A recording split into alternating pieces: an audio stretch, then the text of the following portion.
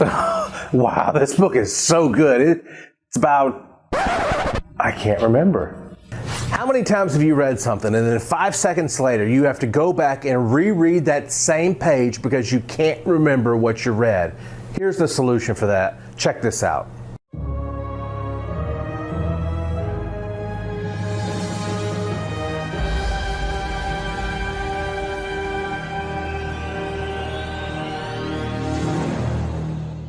Hey guys, Ron White here. Now we've all been there. We've all read a page and then 2 seconds later we have to go back and reread that page because we have no idea what we just read. Here's the solution for that. And this process can be broken down into 6 easy steps. Let's start with step number 1.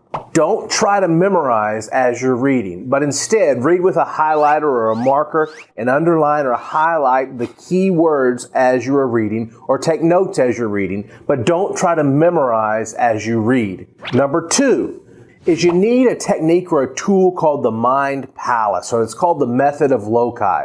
Essentially what it is you memorize a map of a room. Stand in the doorway of every room in your house and number 5 pieces of furniture in each room. The first room, you might 1, 2, 3, 4, 5. It might be desk, bed, TV, picture, plant. Then go to the next room and number that room 6, 7, 8, 9, and 10. The good things will be desks or chairs or computers or windows or showers or sinks. This is your mind palace, and this is actually going to hold the data that you are memorizing in the book. Which leads us to step number 3.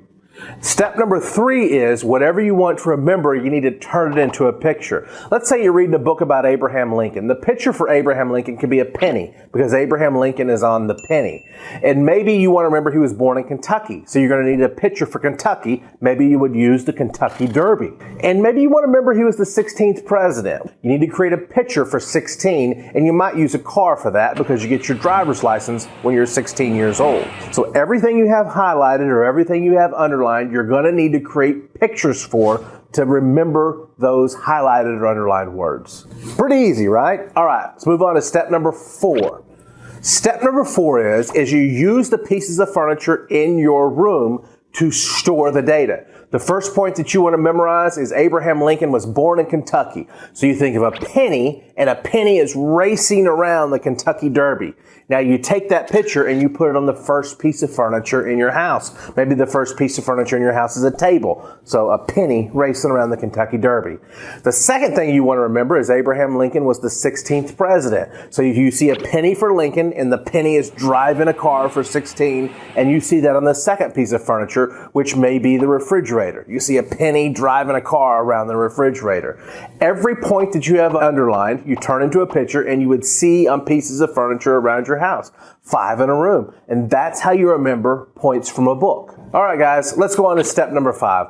Step 5 is simply, if you want to remember 5 points from every chapter, you use 1 room to represent every chapter because you have 5 pieces of furniture in every room. If you want to remember 10 points from a chapter, easy enough. You just use 2 rooms to represent that chapter. And if you want to remember 15 points from a chapter, easy enough. You just use 3 rooms for that chapter.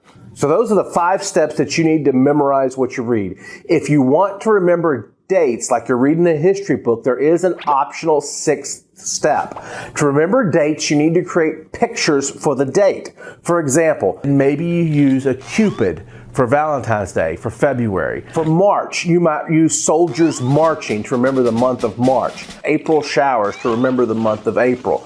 So that's an optional 6th step, creating a pictures for the months to remember important dates if you're reading a history book. So in recap, number 1, don't memorize as you read, but instead highlight or underline as you read. Number 2, create a mind palace, locations in room where you're going to store the data. Number 3, turn whatever you want to recall into a picture. See it as an animated image. Number 4, store those pictures on the pieces of furniture around your house in your mind palace to remember the details of what you read. Number 5, you segment the chapters. You put everything about 1 chapter in 1 room. And then finally, the optional 6th step, if you want to remember dates, you just need to create pictures for those dates.